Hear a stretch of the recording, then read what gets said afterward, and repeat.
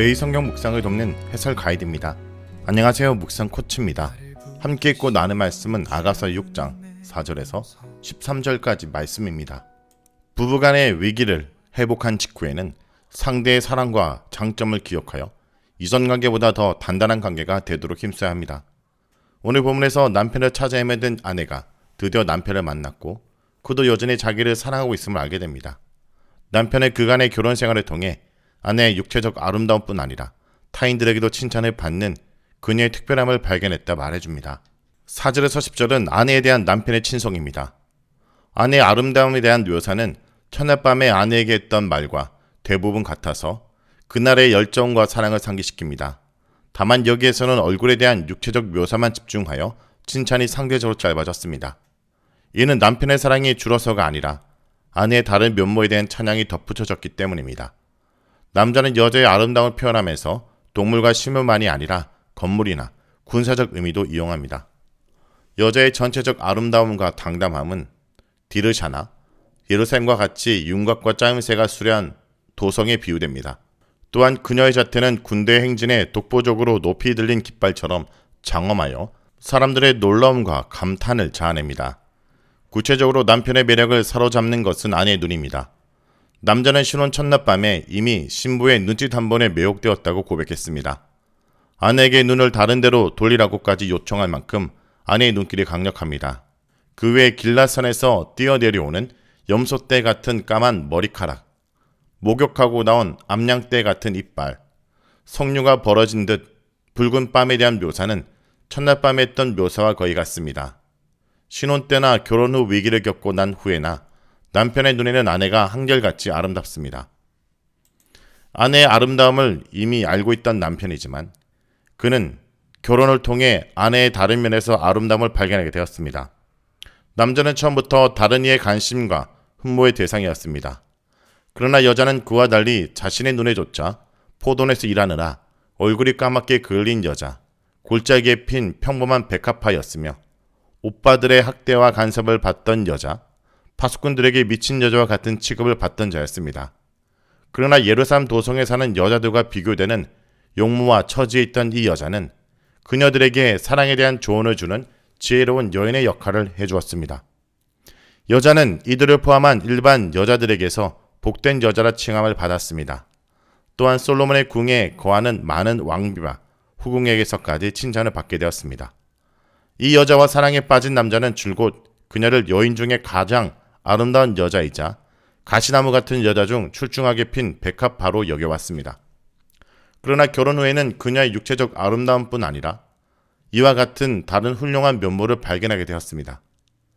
그러므로 그에게는 60명의 왕비, 80명의 후궁, 무수한 시녀들이 있었으나 그 여자가 그의 사랑을 독차지하는 그의 비둘기가 되었고 그의 완전한 자라 칭함을 받게 되었습니다. 이 여자가 남자 자신에게 유일하고 특별하듯이 그녀는 그녀의 어머니에게도 외동딸이자 순수하고 순결하게 여김을 받는 유일하고 특별한 딸이었습니다. 이때 예루살렘의 딸들이 끼어들어 새벽빛, 보름달, 해를 들어 여자의 아름다움을 표현하고 세워진 깃발처럼 장엄한 이 여인이 누구냐 묻습니다. 대답은 당연히 남자의 유일하고 특별한 이 여자입니다. 이들의 물음은 여자에 대한 특별함을 다시 한번 상기시키는 역할을 합니다. 이와 같이 여자에 대한 시각이나 평가의 변화는 여자 자신의 발전만이 아니라 여자의 내재된 장점이 남편과 다른 이에게 표출되고 인정되었음을 보여줍니다. 11절에서 12절은 한 몸으로 연합된 부부입니다. 남편의 아내에 대한 칭찬에 뒤따르는 내용은 아내와 남편의 만남과 그들의 육체적 결합입니다. 호두 동산으로 시작하는 11절은 아내의 행성질을 강조하고 있는데 이때 동사는 그동안 여자의 몸을 비유적으로 묘사했던 단어와 다른 형태로 나와 남자의 몸을 빗댑니다. 이 호두 동산에서 여자는 골짜기의 싹들을 보고 포도나무가 꽃봉오리를 내었는지 석류나무가 꽃을 피웠는지를 보려 합니다. 이런 표현들은 지금이 우기가 끝난 봄이며 이 계절은 또한 사랑의 안성맞춤인 계절임을 은근히 제시하는 역할을 합니다.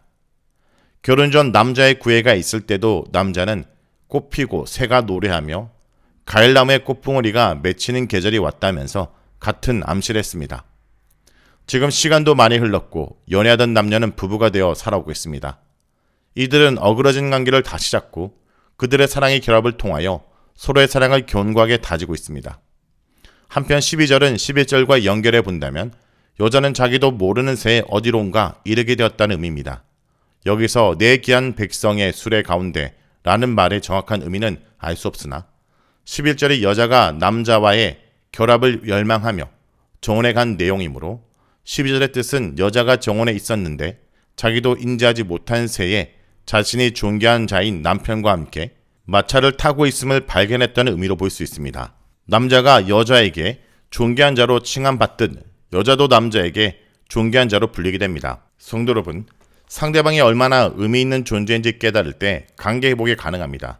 하나님의 작품 가운데 실패한 작품은 없습니다. 보시기에 좋았더라고 말씀하셨던 존재가 바로 우리입니다. 여러분은 하나님의 사랑하는 자입니다. 세상이 아닌 하나님의 부르심의 귀를 기울이시기 원합니다. 그때 우리 삶이 비로소 비교할 수 없는 자유와 기쁨을 누리게 될 것입니다. 말씀을 놓고 기도하겠습니다. 사랑의 하나님, 우리를 디르샤처럼 예루살렘처럼 아름답게 보시는 주님의 사랑을 찬양합니다. 우린 세상의 비교와 인정욕에 흔들리기 쉬운 존재지만 주님 안에서 우리의 참된 가치를 발견하기 원합니다. 주님, 우리의 눈을 열어 주님의 눈길 속에 비친 우리의 모습을 보게 하여 주옵소서. 우리가 하나뿐인 비둘기처럼 특별히 사랑받는 존재임을 잊지 않게 하여 주옵소서. 성령님, 우리를 당신의 병거에 태우셔서 주님의 일하심에 동참하게 하시고 삶의 골짜기마다 푸른 생명 열매가 맺히게 하여 주옵소서. 예수의 이름으로 기도합니다. 아멘. 나를 부르시는 주님의 음성, 사랑 가득한 그 목소리, 어여쁜 자야 일어나 보렴, 내 마음이 뛰고 있어요. 겨울은 지나고 꽃이 피었네, 새 노래가